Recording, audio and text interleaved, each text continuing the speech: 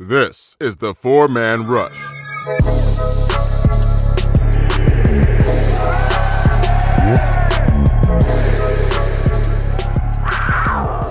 Hello, Panther fans, and welcome to another podcast of the Four-Man Rush.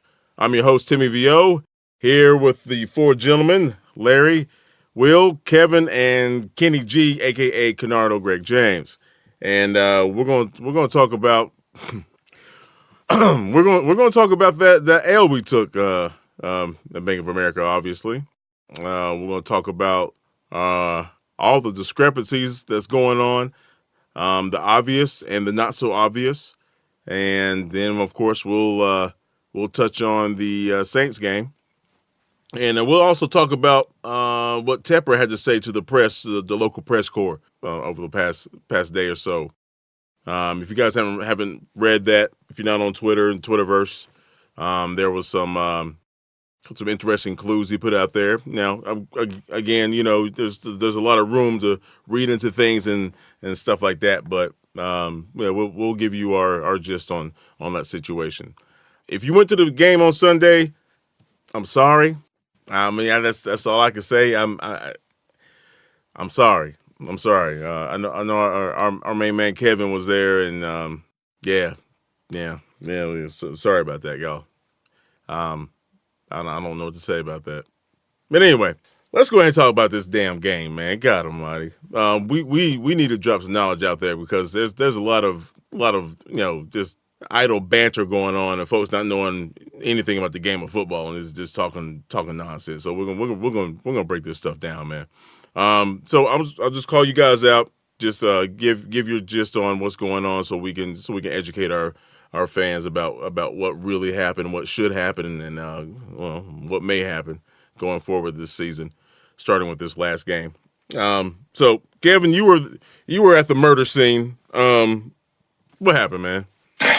Well, for me, what happened was just a 60-minute nonstop ass whooping that was given to us by, let's just call it for what it is, the team that's owned us for like the last 4 years. That's the Atlanta Falcons. There's no other way to put it. We're talking about a team that's won, since we beat them 38-0 December 2015. They have beaten us 7 out of the last 8 times. Our only win coming at home in 2017 when Julio Jones dropped the potential game-winning touchdown by himself because nobody was nowhere near him.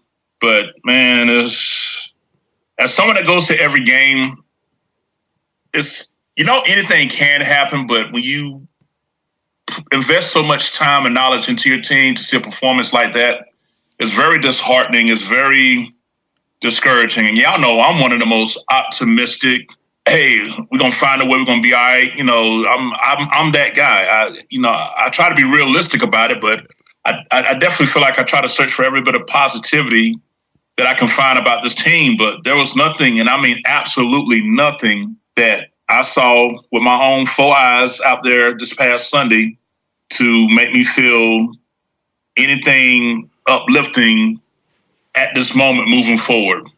Yeah, I'm gonna get out of my feelings and get ready for the next game, but right now it's still bitter. It's like drinking a Bud Light. It's just a bad taste in your mouth. But just from an overall standpoint, I don't even know where you want me to start at, Tim. I mean, from offensive line play that was, oh God, just offensive. Yeah, let's leave it right there. An offensive line. I mean, we're talking about I know Allen got sacked, 5 times, and I believe damn near almost 20 pressures. I mean, it was just pretty much, he was under siege. And, the kid's young and he's trying to develop and grow and become better, but the offensive line definitely did him no favors. Now, there were also several times where the pocket was clean and he was just off. So, they both got to share that blame pie equally on that. It's not all one or all the other. Both sides, quarterback and offensive line, totally played like crap on Sunday. Only good thing that I saw was the run defense. And as y'all know, we've been getting bent over all season when it comes to stopping a run. But this time around, Atlanta ran the ball 28 8 times for 52 yards. That type of effort, if we can build off of that performance and fix the other issues that we had, that will take us a long way. But time is short. We only got 6 games left. This is not something that we got time to slow poke this thing. It needs to go to the next level. We're going to have any aspirations of having a happy ending to this 2019 season. Yeah, but for me, and the punt return on special teams. I mean, my God, Kenyon Barner, the old former Panther, twice removed, the one that got rock bottom by Atlanta last year on a punt, comes back to Bank of America as a Falcon and kindly just returns one on us, I think for like 70-something yards. So, seeing all of that in person definitely just left me with a bad taste. Y'all know I stayed to the very end. I don't leave, so I took it all in. I couldn't do nothing but just sit there and just accept it for what it is. It's a lot of problems with this team, and frankly, I'm looking forward to some sweeping changes coming up, but we'll discuss about that later. But for me, Tim, seeing that up close and personal, I still got that bad taste 48 hours later. Let's see. Let's go to Larry. Speaking of the trenches, and Kevin touched on that briefly. Go a little more detail about what went down with the O-line. I don't know. Single somebody out? Well, Panther Nation might not notice, but I told the guys in the group chat, if Vic Beasley and Tack McKinley got off, I would be done with these tackles and ready to clean slate. Just get rid of everybody, and that's how I feel. I know Moton showed some practice last year. I mean, some promise last year, but I've been watching the same Taylor Moton all year. He's very, very inconsistent. I know I sound like I'm lost for words, but it is what it is. He's not what I thought he was going to be. I don't know. I see something in common with all the linemen this year. Is like fundamentally guys are off. They're not technically sound. The guys are taking bad steps out of their stance. Guys are playing lazy. And it's very uncharacteristic because we're supposedly having one of the best offensive line coaches in the NFL. I just don't see his footprint being laid down at all. And that's really what it comes down to. But the Falcons almost broke a record this year. They had the longest stint without a sack. Well, they tied it. Going into the New Orleans game last week, they had 7 sacks in a whole year. They got 5 against us. It's completely unacceptable. I've been begging for an overhaul of the offensive line. I've been begging to draft blue chip guys. I know we all love DJ Moore, but I was one of those guys that wanted to trade up 4 spots and grab Frank Ragnow. We wouldn't have a problem with center. Frank Ragnow is a guy I wanted. He's the best center in the league right now. And what do we have on our roster? The worst center in the league that we paid a whole bunch of money for. It just doesn't make sense. And defensively, I was impressed. I'll be honest with you, with the defensive line. Guys with discipline. That's what gives me a little bit of confidence in Ron, because I did see some kind of improvement. Like Kevin said, we did shut the run down. Granted, it was against a guy named, I think his name is Brian Hill, but that same Brian Hill came to Charlotte last year and put up 115 yards on us. So for us to shut down their run game, I was very impressed with that. We also did get to Matt Ryan. It just happened to be that week where our secondary let us down. And I'm not going to say the whole secondary, because Trey Boston had the best game of the season. He was all over the field making plays. I just wish all 11 guys brought the same energy that he brought on Sunday. And that's been our problem all year long. Like, we cannot put together a complete team performance ever. It's always 1 or 2 people playing great, and the rest of the team is just lagging around. It's a lot of individual superstars on our roster, man. I don't see any cohesiveness. I don't see it at all with the trenches and the whole roster to be all together, to be real with you. But that's what it's coming down to with the trenches, man. Guys we're not putting together complete performances. There's no reason for us to be shocked at what Darryl did. We knew since week 1 Darryl is not the same Darryl. Darryl who? Darryl, who's that?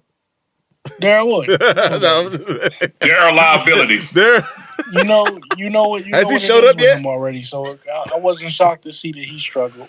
God I'm almighty. no longer shocked. I'm no longer shocked to see Moton struggle because it's been like that all year. And the sad thing is, he's supposed to be our best rated offensive lineman this year. He grades out the best. So that should tell you about the rest of the other four guys that are getting on the field. Yeah. I know Greg Little, he hasn't played since like week 3. So there was some rush there, but come on, 14 pressures. I can't find the positive play from Greg Little at all. And this is a second-round draft pick that I didn't want to begin with, but I saw potential. It's just time for us to start really addressing this offensive line. We don't need to keep going to get weapons. We have weapons. DJ and Curtis Samuel have the same skill set. Christian McCaffrey can carry an offense. When are we going to start saying, you know what? Let's piss off the fans. It's not going to be an exciting draft night because we're going to get offensive linemen in the first round. O-line. That's what it's going to take. You know what I'm saying? So absolutely. I know you called on me because you wanted me to talk about the trenches. That's obviously where the game starts. If you can't win up front, you can't win anywhere else. And that's really what happened. We played D- in the trenches, and we got a D- grade. We put up 3 points. We couldn't even score a touchdown. Mm-hmm. Yeah, man. Will, how you feel, man? Defense, sometimes you just got to give your opponent credit. And I think with Atlanta, holding in the 29 points, just look at how much success they had against us in the past. Matt Ryan's a top-tier quarterback. Against the Panthers, last 8 games now, he's 7-1, averages over 300 yards passing, has over 15, I think he's up to 17 or 18 touchdown passes now, and only 3 interceptions during that time span. So he just has a good grasp of what the Panthers like to do defensively. He has an understanding of what they do coverage-wise. I thought he did a good job of just identifying matchups he liked, picking them apart. The Panthers like to split their safeties, played at Tampa too. They had Julio at the inside slot receiver, sent them down the middle to split the safeties. Mm-hmm. Now you end up with a matchup with Luke Kuechly trying to cover Julio Jones. Matt Ryan found that, got his best player of football. So I just think you got to give credit to the Falcons offense for putting up points. What I always say is good teams can win games in multiple ways. You can win those slugfests, 12-10 type games, but you can also win a shootout. I don't know if this team is built to win a shootout, and I think you need to do that against a team like the Atlanta Falcons. When you look at some of their losses, they still scored 30 points. It's an explosive, efficient offense, but their defense is so bad that the other team got 50 on them.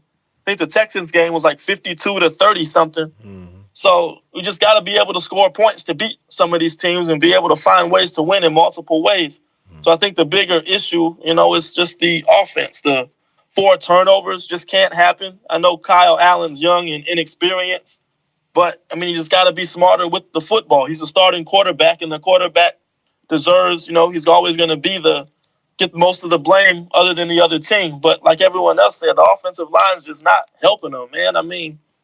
It's just the offensive line, it's funny because they're the reason why we're in this position to begin with. Everybody wants to talk about, we'll take a 100% healthy Cam and plug him into this team, and voila, we have a Super Bowl contender. But guess what? We had 100% healthy Cam on this same team behind the same offensive line, getting ready for the season, week 3 against the New England Patriots during the preseason. And what happened? This offensive line, broke down in pass protection. Cam's getting sacked, running around until ultimately he hurt his foot trying to elude pass pressure. Then he comes back, week 2 against Tampa behind the same offensive line, and we make Shaq Barrett look like Khalil Mack. So we've had healthy Cam behind the same offensive line, and it didn't work because they just could not protect the quarterback. So I don't care who we have back there. Nobody's going to be able to run their offense effectively, go through their reads, and be able to generate points unless we protect the passer up front. So, that's just where it starts right now. That's what stood out to me the most watching this game. Can I add to your point briefly, Will? We're blaming the offensive line, but I think at the end of the day, we know it is what it is with the offensive line. We didn't make the right decisions addressing it, so it is what it is. We also know it is what it is with our rookie quarterback. Well, he's second year, but Guys have about 9 to 10 games of film on them now, so he's gonna be making mistakes. When are we gonna hold the offensive coordinator accountable? Why is he constantly calling 7-step dropbacks if you know your tackles can't hold up? That was driving me crazy. You got explosive playmakers on the outside. Why not get them the ball early? I know, everybody jumps on our slants, but there's other ways to get them guys the ball early, or Kyle Allen's pretty mobile. I'm not saying run scrambles with him, but why don't you roll him out? Why don't you slide the protection? Get him on the move instead of just sitting him on the island with a 7-step drop back so a team can just go ahead and attack him. I don't understand. I need y'all to answer that for me. You got me, kiddo. You got me. I mean, it reminded me of Norv offense in the Minnesota Vikings. Teddy Bridgewater was sacked over 80 times in 2 seasons. And it was the same problem. He had Matt Khalil and some other guy as offensive tackle. And in his offense, because of the 7-step drops and long developing routes downfield, it just puts so much strain on the tackles. So it's hard for him to run his offense without elite offensive tackles. Think about the teams he had in San Diego and Dallas. They had elite offensive lines for him to allow him to run that, power run game, set it up with those 7-step drops and attack defenses vertically. But with, young offensive tackle Greg Little and Kyle Allen, I mean, I know Ron Rivera is public enemy number 1 in Panther Nation right now, but he's absolutely right. These are young players going through young mistakes. I mean, Kyle Allen is essentially a rookie. He didn't even get a full season with us last year. If you remember, they cut him in training camp, and he got brought back late in the year. So it's essentially a rookie quarterback, rookie left tackle. And it's just, you're right, the play calling just makes it so difficult on these young players to, get in the swing of things. Normally, when you want to settle down a young quarterback, you give them quick layup throws, screens, swing passes, get them settled in the game. But it just seems like they're just putting a lot of 50 passes, for this young quarterback coming into this game. Yeah. And so, I mean, I know, there's a lot going on. Everybody wants to jump on Kyle Allen. See, I told you, y'all deserve this. Cam is gone. Y'all hated on Cam. I don't look at it that way. I mean, I just look at it like they're not putting this kid in position to succeed. And we need him to succeed if we're going to accomplish anything this year. Absolutely. Hey, Kenny, give us your take on the situation, man. What did you see Sunday other than the debacle? Well, I mean, it seems like you guys already covered pretty much everything, to be honest with you. So, I mean, there's not really too much for me to touch on. But the one thing that I do have to say is this is the second game this season where this team just looked unprepared, completely unprepared. Of course, we all know what happened with that debacle in San Francisco where they hung 50 points on us. And then you have this game right here, just completely unprepared. We want to compete, to be able to go to the playoffs. Very important game at home against a division rival. Mm-hmm. And I knew that this game was going to be tough. I said that in the last episode. Don't sleep on these guys, man. They got a lot to play for right now. But I didn't expect this to happen. I expected us to put up a little bit more of a fight than that. 3 points. I don't think anybody could have imagined that. So definitely just I got to look at the coaching staff. I always look from the top to the bottom. And as hard as it may be, you look at Coach Ron Rivera.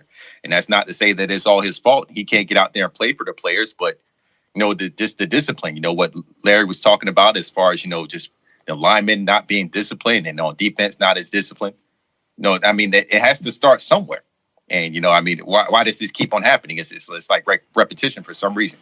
Why aren't these people? You got Dante Jackson, all the talent in the world. Now, all the talent in the damn world, and why is he getting burned like that? At that level, as quick as he is, as talented as he is, I don't think he should be getting punked like that because that's what happened to him with Ridley. You're right. So if Ridley paid him every game of the season, man, he'd be in the Hall of Fame right now. He'd be well on his way. That's the way it's looking. Same with Matt Ryan, the same exact thing. Just when is this team going to get tired of this shit? And I don't see that really happening anytime soon. And this 8 penalties for 68 yards, man. I mean, it seemed like every other play was a penalty for some reason. It's just, man, it's just unprepared. 2 for 14 on third downs. And that's important, man. You convert some of those third downs, there's no telling what might happen. It's true. And then you get to Kyle Allen. This simple fact, you're in the red zone twice.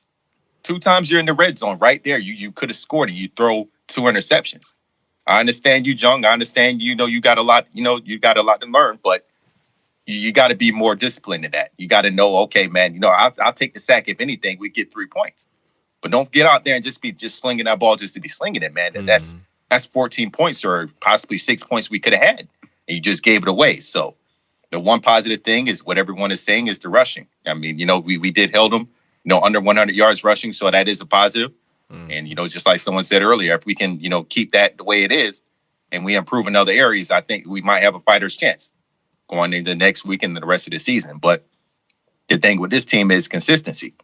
I can't really hang my hat on that. Okay, you held them to under 100 yards, but what's going to happen this week when you go against Kamara? Who, and I'm just saying because they got him involved in the last game, and I know we're going to talk about New Orleans in a minute, but they got him involved. I think the first 19 plays, he's touched the ball 11 times. So wow. I expect to see more of that this coming weekend. I expect them to put the ball in his hands early and, just to get him kind of warmed up a little bit. But as far as that Falcons game, man, my God, just for so much to be on the line, and that's what you put up. And Temper, he's talking now. Now, I know some people might not think much of it. Oh, he's just talking, man. He's letting off some steam, but I think there might be some truth to what he's saying. There is. And, and that's why I think we're going to play with a little bit more fire under their ass this weekend because the big dog just spoken. Yeah. He's tied into mediocrity over the years. And we know how Ron is when he feels like there's a fire that's lit under his ass. He gets his team prepared. And, it's just, I don't know, man. It's a little different, that energy the next week. So I expect to definitely see this team play with a little bit more fire. But this week, man, I was just astonished, man. I expected us to put up a little bit more of a fight with that with so much on the line. That's all I have to say about it. I got a quick question for you, Greg. Talk to me, Pop. Why does everybody else wake up for rivalry games? If you watch last night, Monday night game, the Chiefs are struggling. They can't protect Phillip Rivers at all. They got a worse offensive line than us, but they competed. You know what I mean? Like, they didn't just give that game to Kansas City. It was a good game. The Falcons win 1-7. They competed against their rival. Why are we the team that cannot wake up for rivalry games? I don't like, if there's anything else to get up for, why can't we get up for a rivalry game? Hey, your guess is just as good as mine. That's why I was shocked. I expected it to be a lot closer. I expected, if anything, man, we got our rivals. We got New Orleans. We got the Falcons. These are the type of games that your coach shouldn't have to, say certain things to you. Okay, no. You got to compete in these type of games, man. There's so much on the line as far as, we want to get back to the divisional championships or whatnot, but the fact that we got to hate the Falcons, we're supposed to hate them. Out of all of our rivals in that league, that's probably our biggest rival is the Falcons. And the simple fact that's all it should take for you to get up for that game, and it's not done. And it's been like that for many years now, and I don't know what else to say. It's out of the coach's hands at that point. You got players that have been there for a long time, Olsen, and you got Luke Kuechly, and you got these guys that have been around there for so long. I mean, it should be they should be putting out a better product than that, especially against a divisional opponent. Good record. Since 2016, the Panthers are 7-15 in the NFC South, which is worse than the Tampa Bay Bucks. And that includes a 1-7 record against the Falcons, getting swept by the Saints 3 times in 2017. It's just something to this. They're not performing well in their division, and that's where it starts. You got to win your division, get a bye, just increases your chances of ultimately winning a championship, and the team just hadn't performed well against their division rivals. So it is. I said we talk the talk. Like, we're on social media, talking all this crap, but when the game comes, we don't show up. I just don't get it. I get it. There's a calmness to the mediocrity that's going on in that locker room. These cats are used to it. I mean, that's all I can. I mean, what else could it be? You're professionals. You're supposed to have a love and desire to win at that level. If you can't get motivated outside of yourself, I mean, you need to find somebody else who can motivate you. You know what I mean? Pros are pros, right? They're going to play. Obviously, they're competitive. That's just how it is. But sometimes you got to have that external motivation that comes from a head coach, offensive coordinator, defensive coordinator, O-line coach, D-line coach, linebacker coach, somebody that's going to put a fire on your ass because you're not you're not playing at the level that you're supposed to be playing at, and that's what drives me nuts. Now I'm with you, Canardo. I'm with all you guys. It's driving us nuts. There is no way that you have this talent on this team, and we lose like that to a 2-7 Falcons team. I don't care if they went to the Saints and busted their tails. That should have gave us a heads up like these dudes ain't playing around. But what happens? You come out there and you act like it's just cool that no, it's the Falcons. They only got 2 wins. Man, please. You got drugged. We almost got skunked, bruh. And let me add to that. Like Trey Boston, man, he came out with that energy. So I'm not going to say it's team wide. He did. I thought Trey Boston came out early and set the tone, made some big sticks, and helped made them settle for a field goal. And he was making good plays all game long. So I mean, Christian McCaffrey, of course, is going unnoticed. He's got 1,000 rushing yards and 500 receiving yards already. Was only the second player, I think, in NFL history to accomplish that through 10 games. So some guys are out there competing, but I mean, it's just not consistent across the board. Yeah, that's a problem, man. I think the defense played inspired like for a quarter and a half. I'll give them that. Yeah. Offense just put us in bad positions, but we came out and played it. We were inspired for about a quarter and a half defensively. I can't say anything else positive. Hey, Kevin, you said what was the energy in the stands like, man? I mean, the energy in the stands, I mean, the fans was ready. Like, you could just feel like, I mean, it's not that the fans felt like that it was going to be a walk, but they just felt like that after the way we battled and almost pulled it out in Green Bay, we just felt like that, this team was ready to just, take destiny by the horn and start the streak. With the last podcast, I told you guys, these next 4 games is must wins. Got to be. And what do? We come out there and shit an egg. And if you got to edit that out, so be it. I prefer you not to, because some of our fans say they like it when we, drop a few words. But I mean, I just got to say it for how I really feel, man. We sat out there and we shitted a fucking egg on the damn field. And it was just, fans was looking around at each other like, what are we doing? Like, it's too, this is the perfect example of how looking good on paper don't equate on the field. And we've seen other teams do it for years.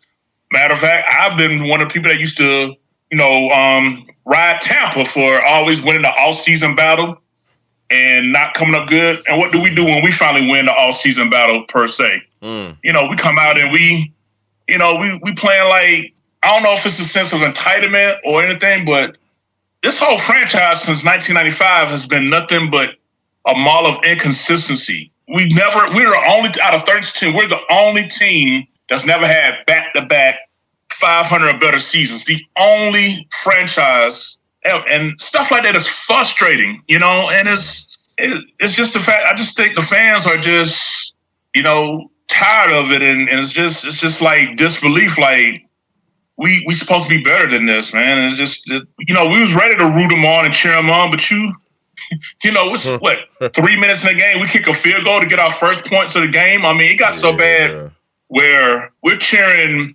5-yard completions, plays and stuff.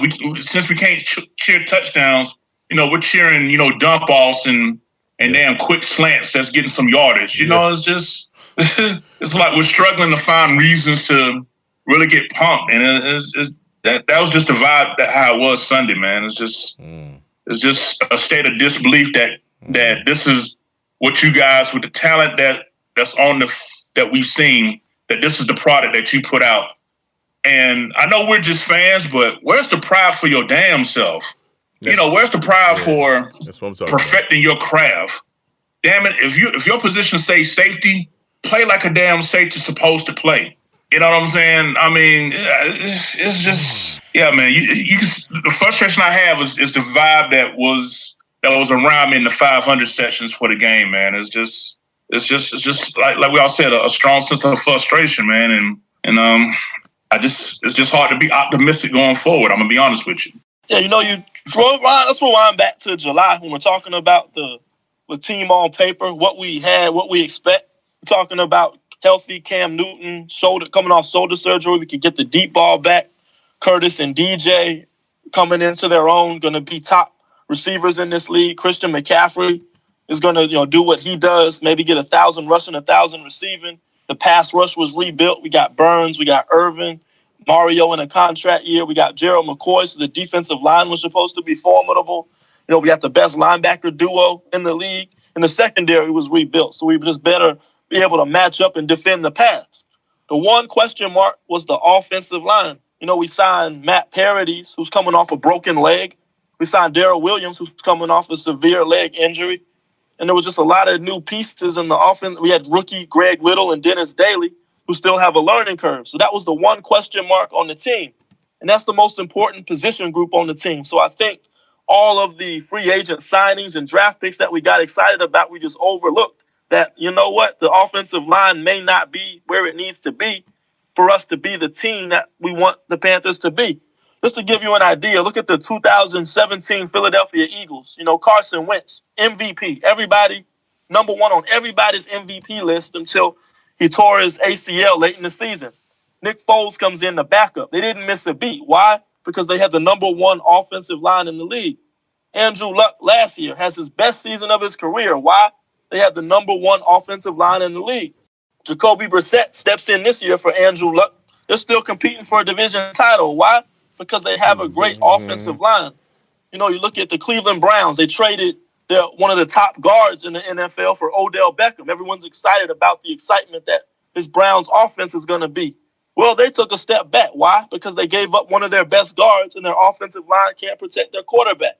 Why have the Rams regressed this year? Because they lost some key starting offensive linemen and they're rebuilding that unit. So Sean McVay can't do what Sean McVay does. You just can't stress enough how important the offensive line group is. I think the Panthers if the Panthers want to be the team that we all want them to be, it will never happen until we get consistent high-level play from the offensive line. And that's that. Man, all I really have to say on that is warning comes before destruction. That's really what it is. There's a reason why he's been as silent for as long as he's been silent. I think he just wanted to sit back and observe.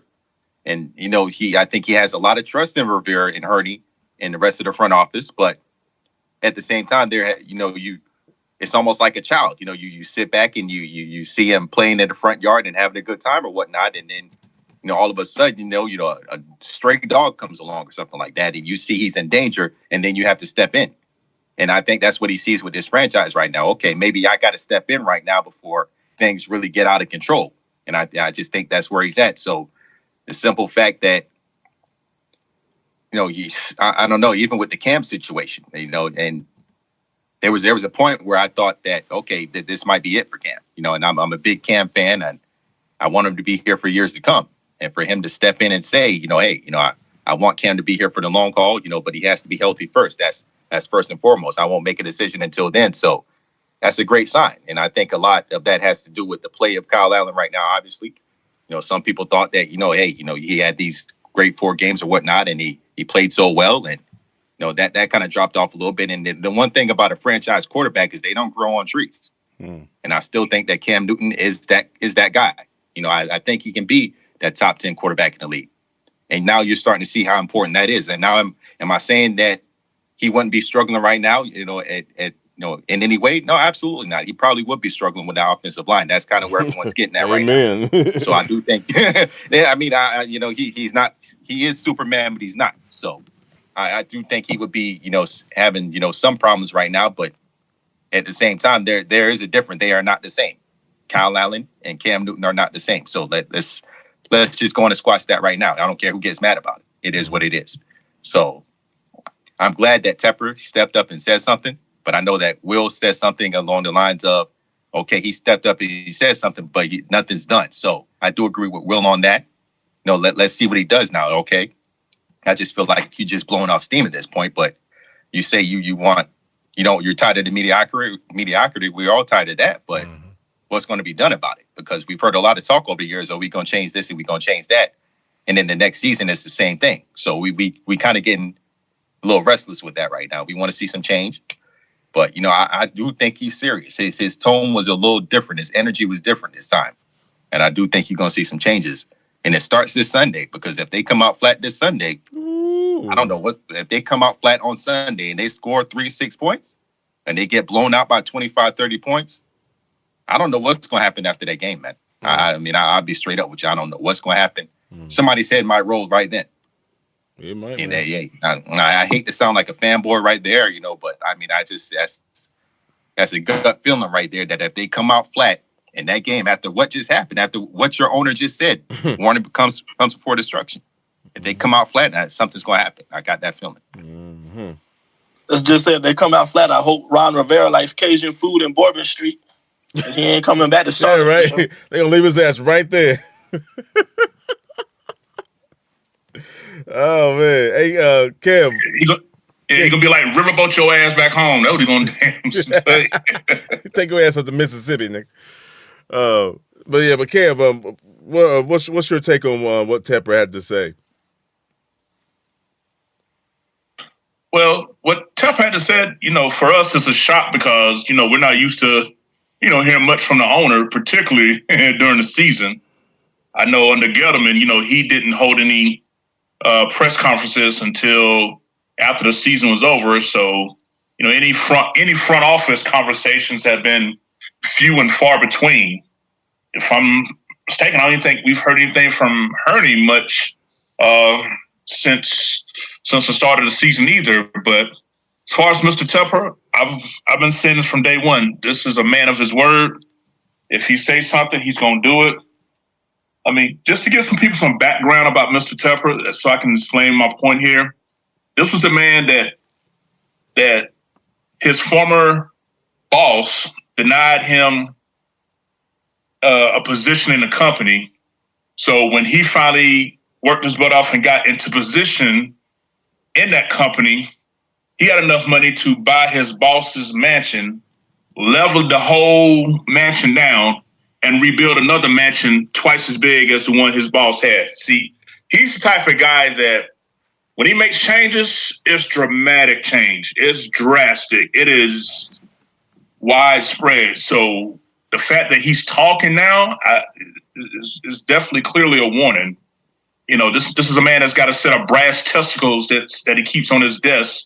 That, from what I've heard, is on his desk at the stadium as well.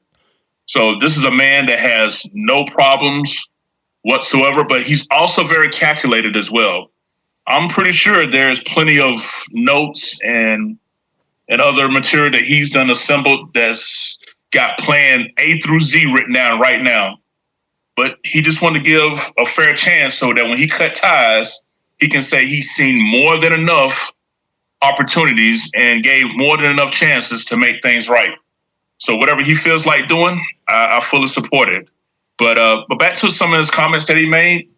He talked about a variety of different topics. He said he wasn't going to mention anything about Rivera and Hurney after this year, which I think is smart. A couple things I noticed that he said was that he'll make a decision in February about whether training camp will be going back to Wofford. He mentioned that a possibility of training camp here in Charlotte since we got the bubble. So he's just a guy that I feel like if he put his word to it, some sort of truth is going to come from it. And I just think that change is coming in one way, shape, or form.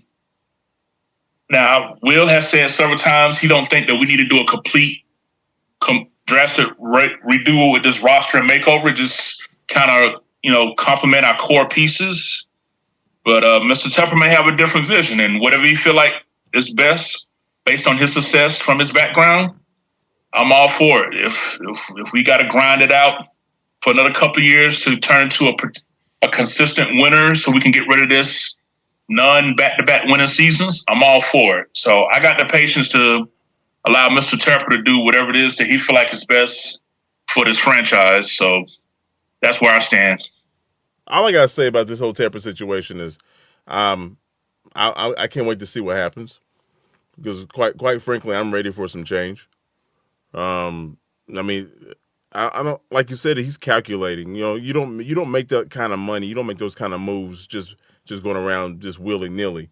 Now you'll make some hard decisions, but you're not gonna do anything just based off of your feelings. You might vent your feelings, but you're not gonna make major decisions off of that stuff. He's going to come into this season, the next season, with a calculated mindset. He might be going, like you guys said, if we come out of New Orleans with a 35-6 loss or some BS like that, I don't know if Tepper got that kind of patience, man. It'll be interesting to see if he has that kind of patience. Hey, yeah, Larry, go ahead and pick up where you left off, man. What I was saying is I'm from Jersey. I know Tepper does a lot of business in Jersey. He has some Jersey characteristics about him. He's very thorough, and that's something that I appreciate, and I recommend the rest of Panther Nation learns to appreciate. But you got to pay attention to detail when it comes to his personality. Like Greg said earlier, and also Kevin added to, is he's very calculated. Speaking to the media at this time was a calculated move. You guys mentioned that when you light a fire under Ron, he tends to respond. We still have a chance to make a run at this. Imagine if we go 4-0. I think everybody will believe that we can make a deep run in the playoffs. So I think this was Tepper's test. You know what? I'm going to call everybody out now. I'm going to get my fire out now. I'm going to blow off my steam now so my employees can respond. So we got to hope that we respond the right way. And I think that, him putting some pressure on the staff, that's going to do the trick. This is the perfect time to do that. So I think when it comes to making calculated decisions, this was the time to do it. He's very patient. To give Ron a whole nother year, that shows the patience that you have to become a billionaire. But at the same time, you got to know how to be a marksman. You got to know when to pull that trigger. And I think that's what he did now, addressing the media and covering those points. I was happy to hear that, he wants to keep Cam for the long haul. He's being patient with that. Let's get him healthy first. Then I'll make a decision. So I appreciated that as well. And I think what I appreciated most about what he said is the mediocrity. I'm tired of the mediocrity. I don't want to be trash. I don't want to be the Browns. Amen. I don't want to be the Jets. Yeah. But the mediocrity has to go. So I'm very excited moving forward. I don't care about all of the where we're going to do training camp and stuff at. Like that's business stuff that no fan should worry about. Just know that he's going to put us in the best position. As far as Tepper goes, man, I'm very proud to have him as an owner. I also think he's an upgrade from what we have. Nothing to take away from Mr. Richardson. You brought football to the Carolinas. Mm-hmm. But I think David Tepper is the guy that's going to take us to the next level. Yeah. And him addressing the media right now in November, just pay attention to that. Mm-hmm. Don't forget what he did the other day. Mm-hmm. Have patience. That's and I just had to add to that. What Larry was talking about. You gotta trust the process. And like I said, this is how you become a billionaire. This guy is very intelligent. And he did what he did for a reason. But if Panther Nation stands behind this guy, I'm telling you, he's going to take us places. Yeah. And it starts this Sunday. And I guarantee you, and we'll talk about the upcoming scores later on for the next game. Mm-hmm. But I guarantee you, it'll be a lot better than what you saw last Sunday. I can guarantee you that. Mm-hmm. That energy is different in that locker room this week. I can guarantee you that. That practice was different. Those workouts were different. Everything was different. And it started with Olsen in a lot of ways. And, this is a guy that he speaks, but in the way that he spoke last week after that game, I'm telling you, I know Kevin said that he expected a players-only meeting, and I wouldn't be surprised if that took place because I know it would have took place already if TD was here, Thomas Davis. Exactly. It would have took place if Steve Smith was here. Oh, yeah. But, that's what you need. You need these players to start speaking up. And you know what, Greg? Guess what, Greg? If it don't happen, guess what that does? It makes Mr. Tepper's decision a little bit easier. That's all. These are facts. These are facts. That's true.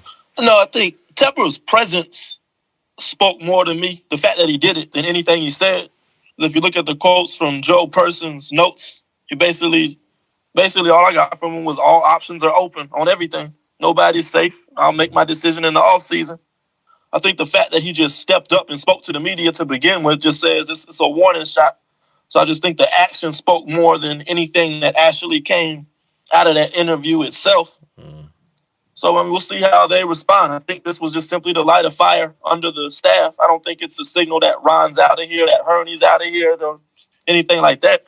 I think he's just trying to light a fire under them during the time they need it to make this run down the home stretch. So we'll see what happens as far as that goes. But I recommend you read an article written by Michael Lombardi, who's a former football executive and two-time Super Bowl champion, about Tepper's background and his thought process. He made a lot of good points.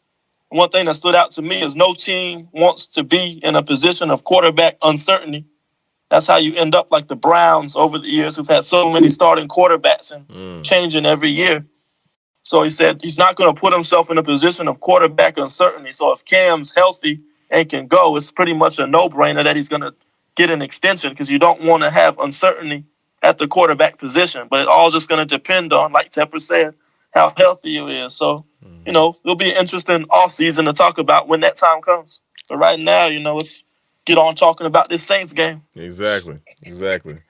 So quickly though, you also don't want to have a whole lot of turnover with your staff either. And I think Tepper respects that. If you look at the team we came from, how many coaches have the Steelers had in the last 50 years? You know what I mean? So I think that's they've had why he's doing 3. They've had 3 their whole existence of their franchise. They've only had 3 head coaches. I think that's another reason why Tepper is, showing a lot of patience with Ron. He knows that turnover is not a good thing. If you look at the landscape, if you look at the coaches that are out there, if you look at just the league as a whole, coaching has been horrendous for about the last 5 years. There's only a handful of good coaches. Bad clock management, bad decisions all day long. You find bad clock management every single week in this league. Coaches are – I'm serious. If you watch all 16 games, somebody messed up with the clock every single week.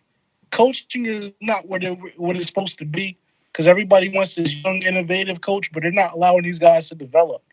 We're going to see what's up. Actually, I'm sorry, Tam. Actually, when they go to the Saints, I kind of picked out the patterns on certain teams. They're going to fly out there early Saturday morning. Okay.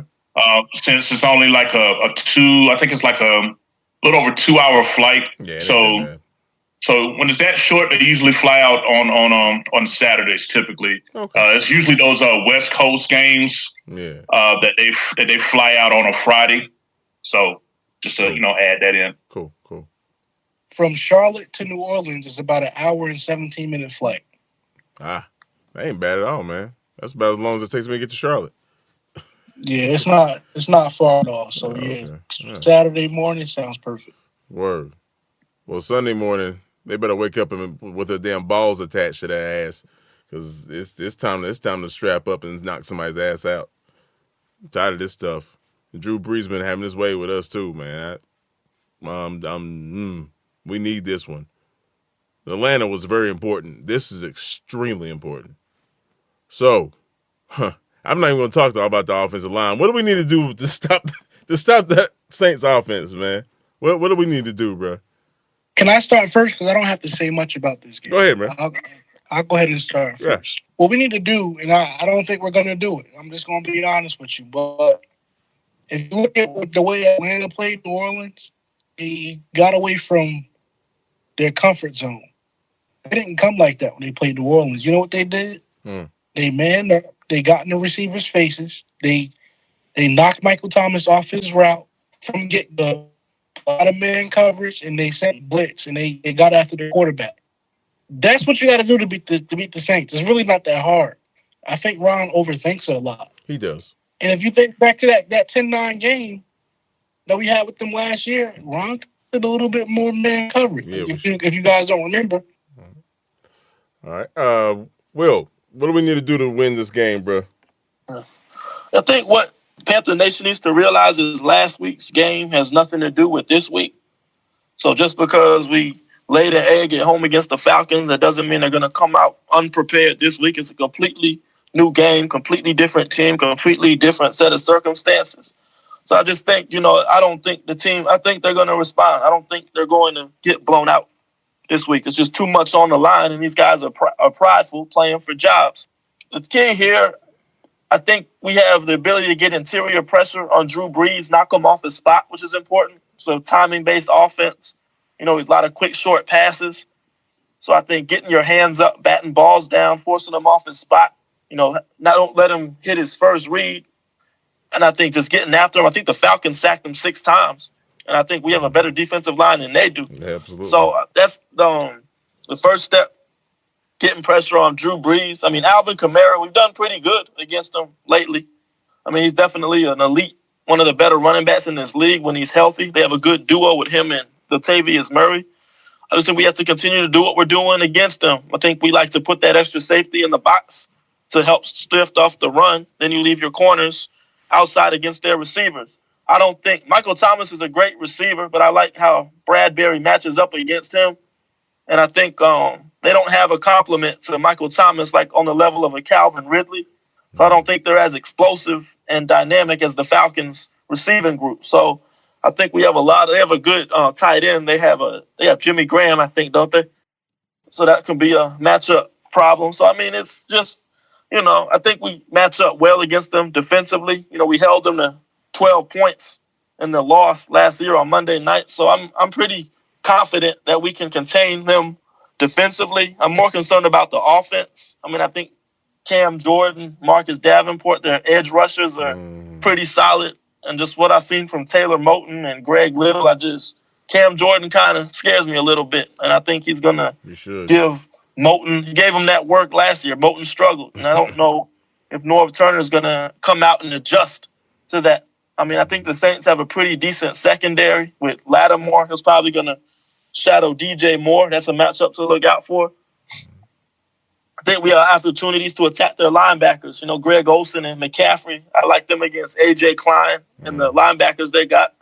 So we'll have our opportunities. I think if we take care of the football and don't turn the ball over, I think we can make this a competitive game and maybe win it. But I just think we can't beat ourselves. That's been the biggest problem in every loss this year, just the turnovers and beating ourselves. Penalties. So, I mean, I just hope, Kyle Allen, he's learning every week. I just want to see him get better. Just show me something. You got an opportunity of a lifetime right in front of you. Show me something. He has to realize that, just because you're trying to make a play doesn't mean you have to go above and beyond what your capabilities are. Just take care of the football, son. It's just that simple. But go ahead. Whoever's going to chime in. I was just going to say Jared Cook is the tight end out there in New Orleans. Yeah, Graham's in Green Bay, I believe. You're right. That's right. Yeah. Well, one of the things, and Cornado, he's been spot on for reminding me of this. It don't matter when other teams don't have injuries, but when certain players out. But Marshawn Lattimore didn't play this past week against Tampa Bay due to a hamstring. He didn't practice at all. And the same is forecasted for this week. They're expecting his hamstring injury right now is projected 2 to 4 weeks. This being the week 2 per se. So, but again, we've yet to always take advantage of quote unquote lucky breaks when they come our way. Don't get me wrong. I'm the type that wants to beat people at their best, but when you're struggling like we're struggling, I would try to seek every possible advantage we could possibly have. Heck yeah, man. Again, that didn't work against Atlanta because they was without their top running back, Devontae Freeman, and they was without their top tight end.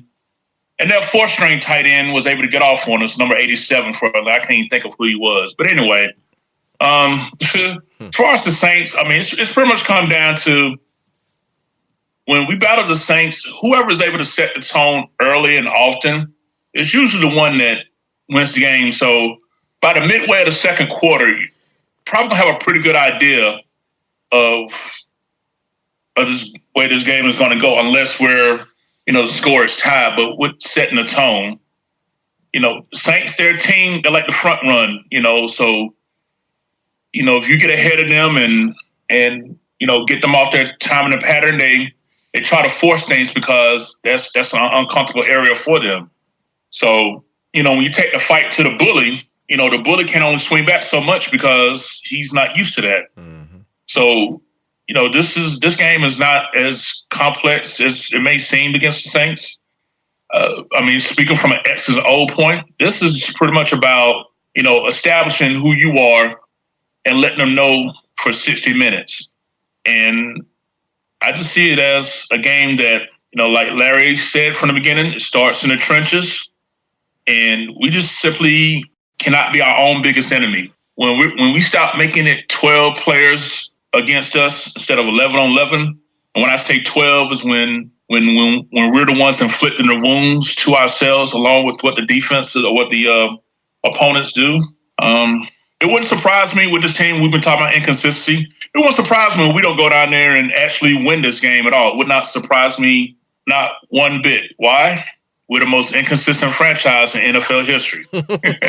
So, we can experience a high of going into New Orleans and winning and not know what to get the next week. So, I guess you can still hear the hesitation in my voice because, like I say, that Atlanta game is still bitter to me. But I feel like that with Tepper speaks, I just think that we're going to see a remix to the 2019 Carolina Panthers. I'm gonna just look at it as an opportunity where, because like I said, they're not used to the owner speaking about their performance, and I believe I can't remember the quote. And y'all can quote me on this wrong, but I think Tepper told reporters that he couldn't sleep the night after the game and he'd been in a shitty mood.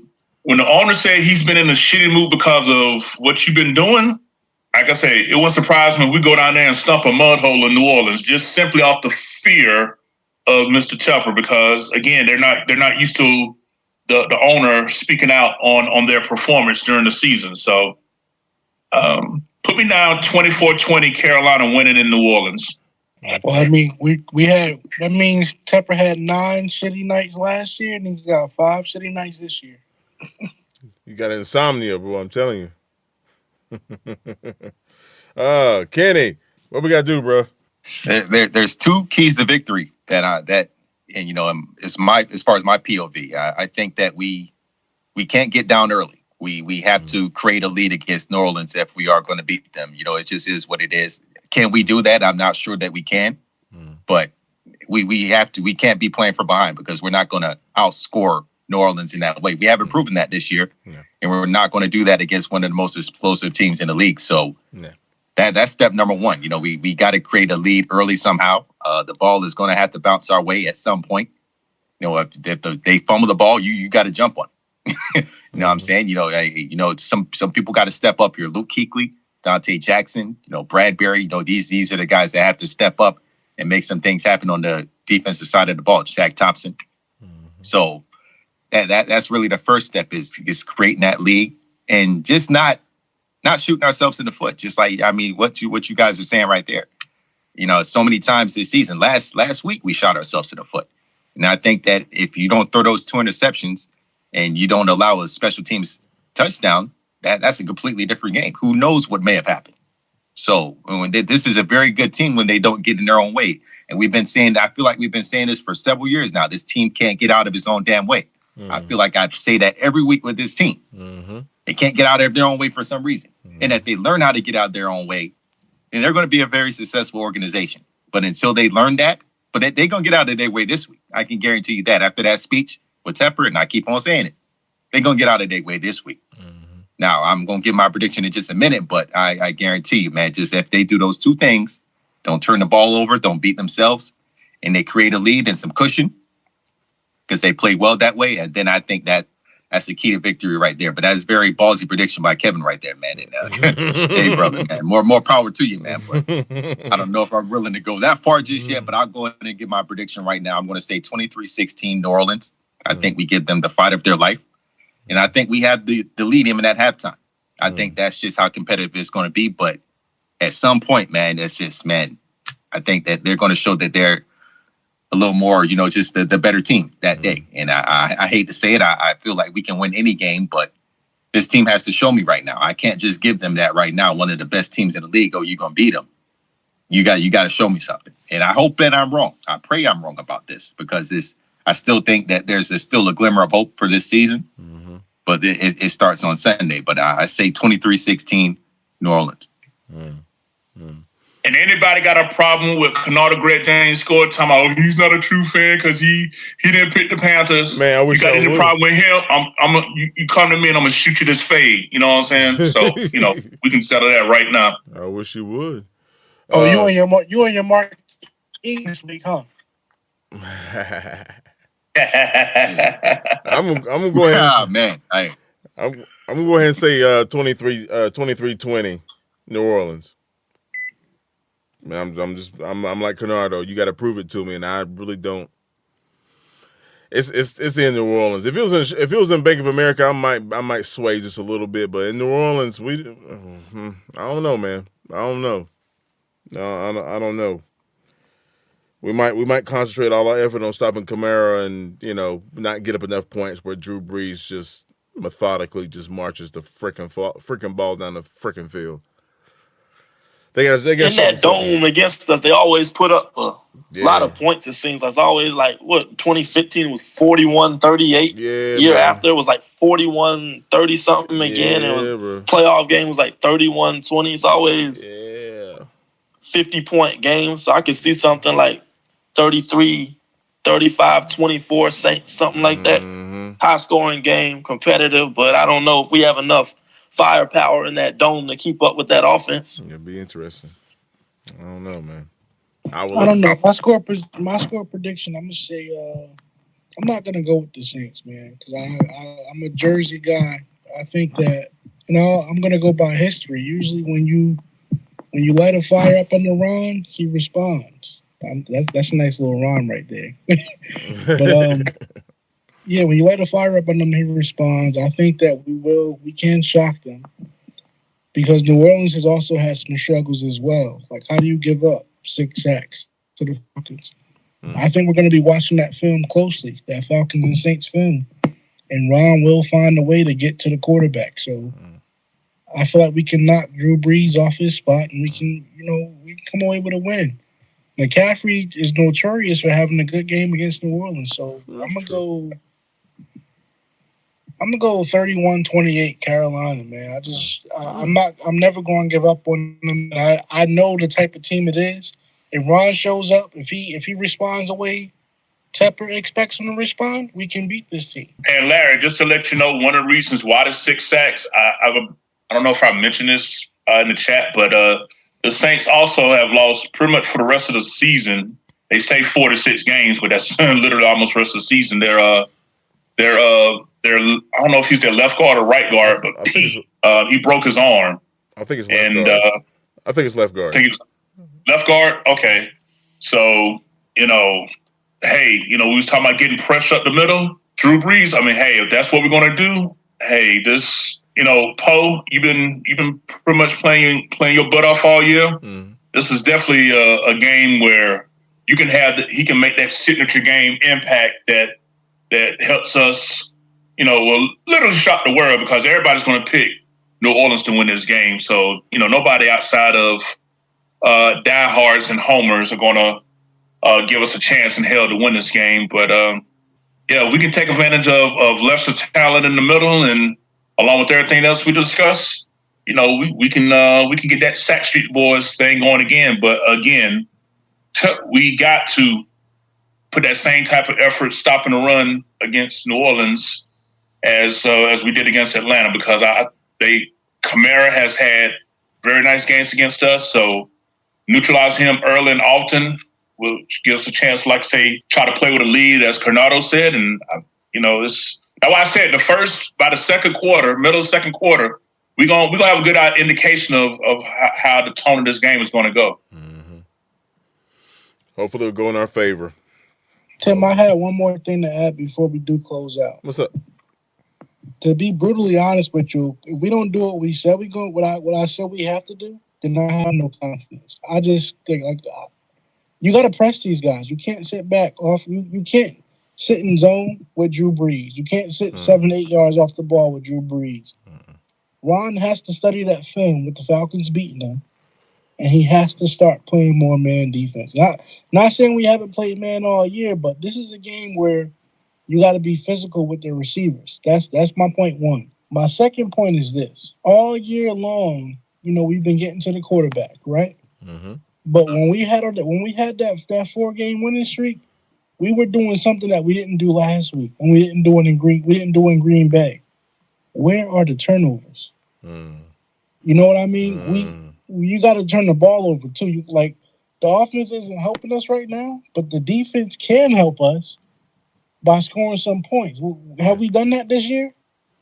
I know Brian Burns had a fumble recovery for a touchdown, but Our Super Bowl year and also in 2013, the defense was able to score points too. Yes. You know, we have to become that team if we want to make a run at anything. The defense can score points too. Special teams can score points too. We need a collective effort. That's what it's going to take to beat the Saints. I just feel like because we haven't had that, and Tepper has put pressure on people, we might be able to do some of those things. I think the defense can probably get some turnovers. I think we can either score on defense or on special teams. If we can do that, we'll definitely get a W. Right on. Well, gentlemen, on to New Orleans. And we'll get this popping on Sunday. What time's the game, Kev? This will be a 1 o'clock game for us, which will be noon out there for them, then in the Central. So this will be a 1 o'clock game. So, for those of us who of faith and belief and to be in church, hey, if you can throw one up for the team, we'll take it any way we can get it. Please. Please do that. Hey, Tim, we also have a tradition when we play rivalries. We tend to. I know when we played the Bucks, we had a Bucks fan on the line with us. Yeah. So we have a little tradition with that. I do have a very close Saints fan. That's a friend of mine. Her name is Gert. She's on Facebook. She's active in all of the rivalry groups. Oh, cool. I just wanted to send a prayer out for her because her husband had a car accident. He was trying to dodge a deer. His car flipped over, and I just want to let her know because I know she's listening. She's a 4-man rush supporter, but she's a Saints fan. Word. And she's listening right now. I just want to let her know that we're thinking about her and we're praying for her. No doubt. Peace and blessings, y'all. I hope he's all right. Man. Other than that, fuck who that. I tell you what, boy. Yeah. Sunday's going to be a game changer, or it's going to be an indicator. But to find out. So, you guys have any closing remarks?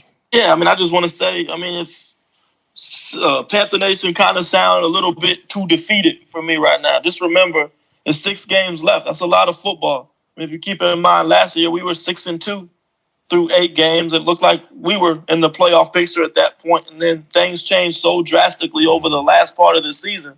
So just keep supporting your team. Anything can happen over these last 6 weeks. Let's take it one game at a time and see how the chips fall, because we've been in this position before, and Ron Rivera teams have made some runs in November, December. So let's see what they got here. We got 6 games left. Let's try to win them all and see where the chips fall. Yeah, well, I would like to say Ron Rivera he's a beast in November, December, especially December. He does not play games. He normally gets it done. He has a very, very good winning percentage in that month.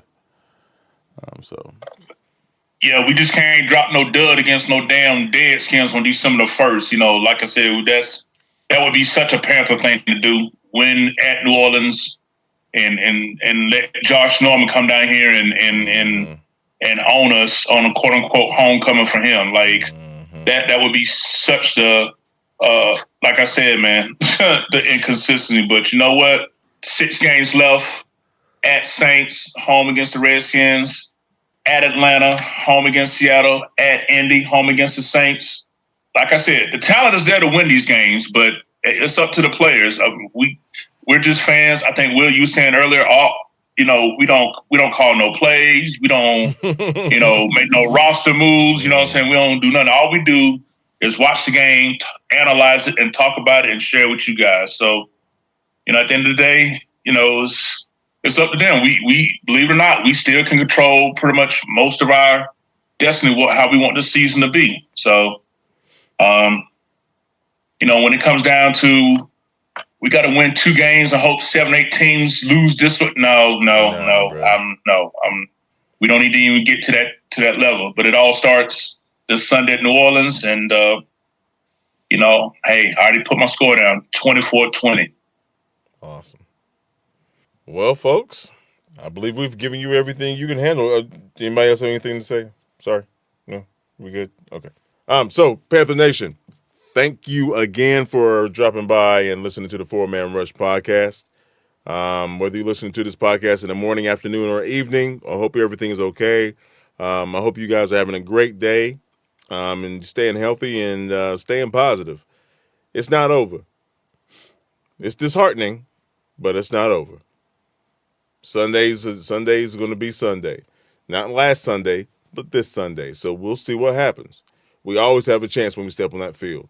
That's the bottom line. That's 4 quarters to be played, and damn it, we play Panther football. We'll come out victorious. Gotta have faith.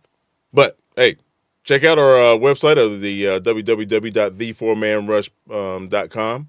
Also check us out on Facebook, Twitter, YouTube, TikTok, Instagram, and make sure you tell your friends and family about the Four-Man Rush, y'all. For real. This is gonna be something special going forward, and we would really like you guys to be a part of this. Coming up pretty soon, we're going to have some live questions, some call-ins.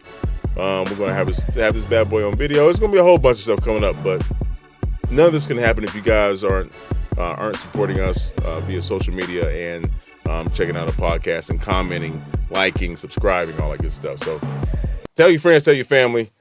The Four-Man Rush is real, and there's nobody that can compete with this. I'm telling you that right now. So on behalf of the fellas and myself, as always, keep pounding. And we're clear. See, I tell you one thing, we better not lose to them damn Deadskins about to find me with a Lamar Jackson jersey. Oh! God damn it.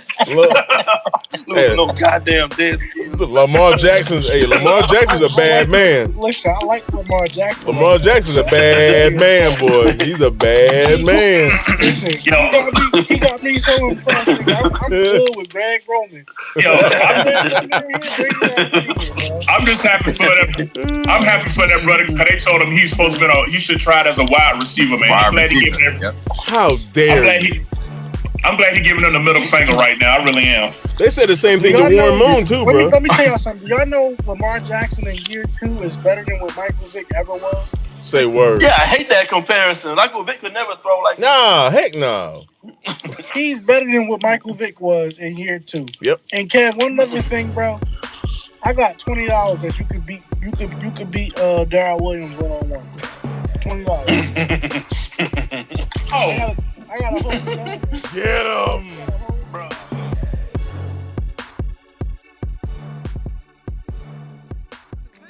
I'm just taking time to really let it breathe. So baby, just chill. She love it. We out in public and we can just chill with my partners, or we can go back to my crib and just chill under covers and do we call me and you love. The Four-Man Rush is brought to you by the love and respect of and for the Carolina Panthers and Carolina Panther fans everywhere. Keep pounding. The Four-Man Rush is a non-affiliate of the Carolina Panther organization. All thoughts, assessments, and content of this podcast is directly related to the Four-Man Rush exclusively. Thank you.